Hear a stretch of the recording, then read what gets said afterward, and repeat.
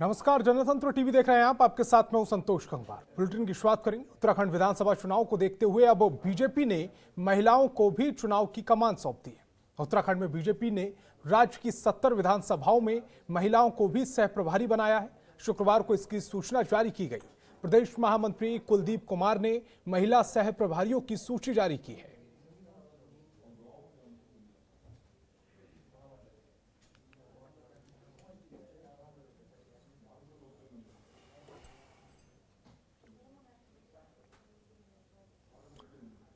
और 30 अक्टूबर को गृह मंत्री अमित शाह उत्तराखंड दौरे पर आ रहे हैं। राजधानी देहरादून के बन्नू स्कूल से गृह मंत्री अमित शाह चुनावी बुगुल फूंकने वाले हैं।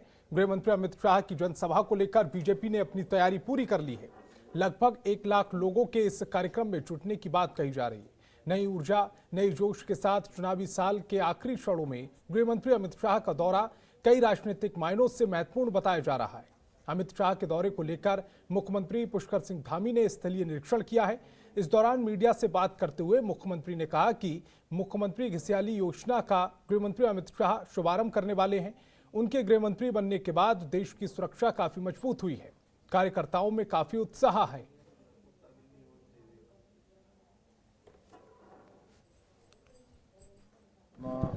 यहाँ पर लॉन्चिंग होगी और 950 स्थानों पर सीधे इस प्रोग्राम को लोगों से कनेक्ट किया जाएगा और माननीय गृह मंत्री जी उस योजना को लॉन्च भी करेंगे, उसका उद्घाटन करेंगे और साथ ही साथ यहाँ पर अपना संबोधन भी करेंगे।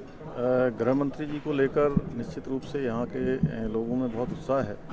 जिस प्रकार से वो देश के गृह मंत्री बने, धारा 370 कश्मीर से हटी है, उनके गृह मंत्री रहते हुए काम हुआ है। आज आतंकवाद जिस तरह से पूरी तरह से आतंकवादियों के हौसले पास्ता हैं, उनके होश उड़े हुए हैं और यहाँ पर कोई भी गतिविधि करने से पहले वो कई बार सोचते होंगे।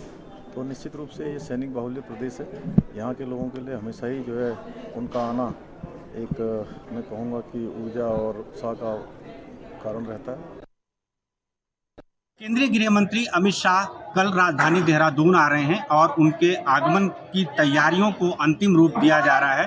राजधानी देहरादून के इसी मैदान में वो जनसभा को संबोधित करेंगे और उत्तराखंड की उन महिलाओं के लिए जो दिन भर पशुओं के लिए चारा एकत्र करती हैं, उनके लिए एक बड़ी योजना घसियारी कल्याण योजना की शुरुआत करेंगे और इस योजना के तहत महिलाओं को अपने घर के आसपास कम मूल्य पर चारा उपलब्ध होगा। सहकारिता विभाग की ओर से 7,771 केंद्रों पर इस चारे का प्रबंध किया जाएगा। इसके साथ ही साथ गृह मंत्री बीजेपी की कोर कमेटी और तमाम बड़े नेताओं के साथ बैठक भी करेंगे और उनके आगमन को लेकर के जो तैयारियां हैं उनको अंतिम रूप दिया जा रहा है। अब देखने वाली बात होगी कि अमित शाह के आने के बाद 2022 के विधानसभा चुनाव को क्या आगे रणनीति बीजेपी बनाएगी। हालांकि उनके इस आगमन को लेकर के राजनीतिक दल इसे राजनीतिक तौर पर ही देख रहे हैं। कैमरामैन राहुल के साथ अजय पांडे, जनतंत्र टीवी, देहरादून। और देहरादून में हुनर हाट मेले का शुभारंभ हुआ है। ये मेला 29 अक्टूबर से 7 नवंबर तक देहरादून में आयोजित किया जाएगा। आपको बता दें कि वोकल फॉर लोकल को बढ़ावा देने के लिए हुनर हाट का आयोजन किया जा रहा है। उसके उद्घाटन कार्यक्रम में मुख्यमंत्री पुष्कर सिंह धामी, केंद्रीय मंत्री मुख्तार अब्बास नकवी, पूर्व मुख्यमंत्री त्रिवेंद्र सिंह रावत और तीरथ सिंह रावत भी मौजूद रहे। इस हुनर हाट में देश के अलग अलग राज्यों से आए हस्तशिल्प और कारीगरी के स्टॉल लगाए गए हैं।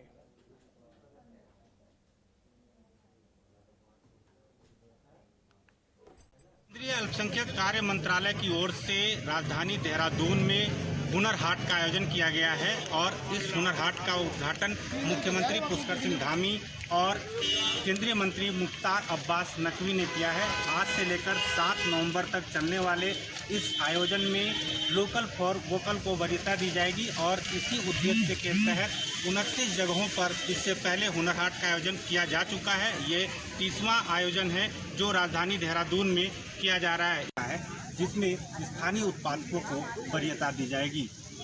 कैमरामैन राहुल के साथ अजय पांडे, जनतंत्र टीवी, देहरादून। निश्चित रूप से माननीय प्रधानमंत्री जी का जो एक आत्मनिर्भर भारत और लोकल फॉर वोकल का जो नारा है, वो इस प्रकार के जो हाट बाजार हमारे लगते हैं उनसे उन सभी को एक अपनी जो उनकी प्रतिभा है, जो उनका काम है, उसको दिखाने का अवसर मिलता है। उनके लिए एक बाजार मिलता है, अपने उत्पाद को मार्केट में लाने का उत्साह सबसे अच्छा माध्यम होता है। ये 30वें हुनर हाट का जो उद्घाटन है, लगभग 6.25 लाख से ज़्यादा दस्तकारों, शिल्पकारों, कारीगरों को रोजगार और रोजगार के अवसर के सफर को आगे तय करता हुआ यहाँ पहुंचा है। इसमें जो है वो 30 राज्यों और केंद्र शासित प्रदेशों के दस्तकार, शिल्पकार, कारीगर, संघ तराश और भी इससे जुड़े हुए लोग हैं। और देहरादून में विधानसभा में खाद्य विभाग की विभागीय समीक्षा बैठक की गई। ये बैठक खाद्य विभाग बंशीधर भगत की अध्यक्षता में आयोजित की गई।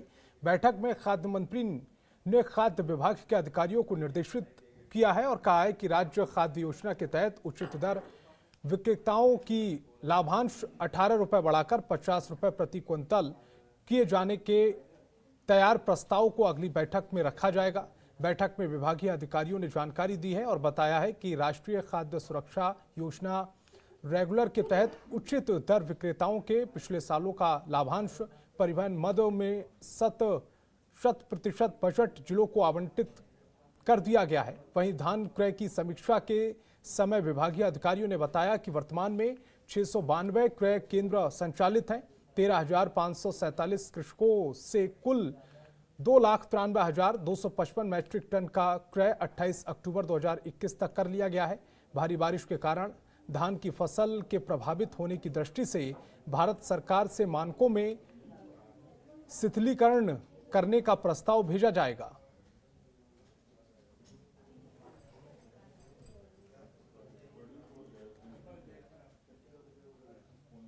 देखिए, धान खरीद में हमने विशेष ध्यान दिया है क्योंकि इस समय किसान के पास बड़ी परेशानी का विषय ये हो गया है कि जो अतिवृष्टि हुई है उसके कारण से धान पर बड़ा असर पड़ा है।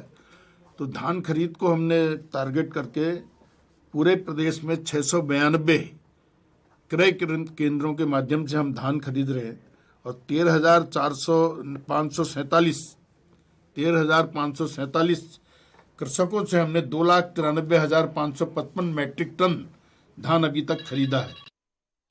सस्ता गल्ला विक्रेताओं से संबंधित बात हैं, उसमें हमने कहा था कि भाई जो हमारा जो जिन्स है उसकी बिक्री पर जो 18 रुपये मिलता है उसको 50 रुपये करेंगे, दालों को जो 18 रुपये मिलता है उसको 100 रुपये करेंगे।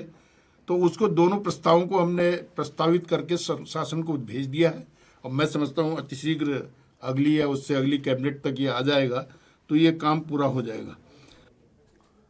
और देहरादून में गुर्जर महासभा ने बीजेपी विधायक कुंवर प्रणब सिंह चैंपियन को प्रदेश में मंत्री बनाने की मांग कर रहे हैं।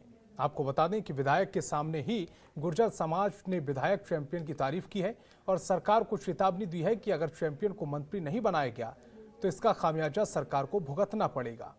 बीजेपी विधायक कुंवर प्रणब चैंपियन ने कहा है कि विजय बहुगुणा हमारे नेता हैं। वहीं खुद विधायक चैंपियन ने भी मांग करते हुए कहा है कि अगर ओबीसी समाज के विधायक को मंत्री बनाएं तो किसान आंदोलन का खात्मा हो सकता है। आपको बता दें कि बीजेपी विधायक कुंवर प्रणब सिंह चैंपियन अक्सर विवादों में फंसे रहते हैं। इस बार भी वो अपनी ही सरकार के खिलाफ मोर्चा खोलते हुए नजर आए हैं।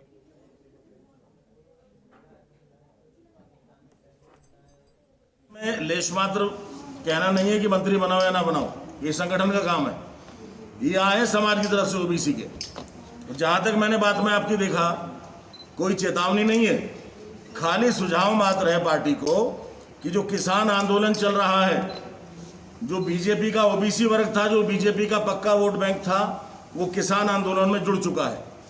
अगर ओबीसी वर्ग के किसी विशिष्ट विधायक को आप मंत्री के पद देते हैं तो उम्मीद है कि इन 2-3 महीने में जो ओबीसी वर्ग भाजपा से दूर गया है उसको वापस भाजपा में लाके भाजपा को मजबूती मिल सकेगी, इनका ये कहना है।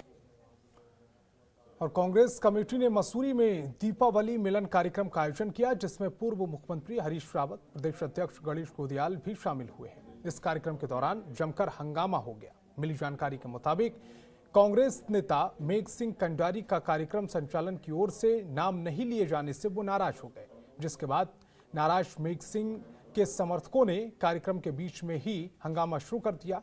वहीं प्रदेश अध्यक्ष गणेश कुदियाल ने कांग्रेस नेता मेघ सिंह कंडारी के समर्थकों को समझाया और मामला शांत कराया।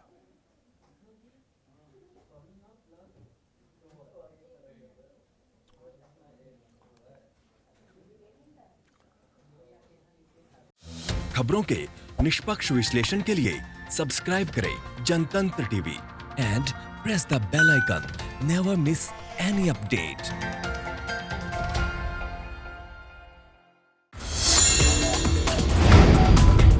Download the Janatantra TV app, available on Google Play and App Store. Download it now.